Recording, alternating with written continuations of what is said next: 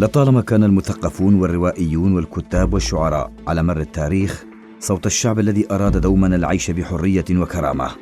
وحينما نتحدث عن هذا النوع من الكتاب لابد أن نتوقف عن الكاتب والشاعر والمترجم والروائي الكردي المعروف جان دوست. عرفت أعمال جان دوست ورواياته بارتباطها وملامستها لقضايا شعبه وأوجاعه، فجان دوست الذي يقال عنه لا يشبه غيره، له جمهور واسع من القراء الكرد والعرب في سوريا وكردستان والعالم، وله بصمته الخاصة في الأدب الكردي والعربي، فقد كتب بكل براعة وشجاعة عن مآسي شعبه الذي تعرض لأشد أنواع الترهيب والقتل.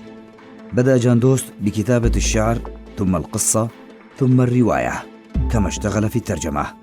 ومن نتاجات جان دوست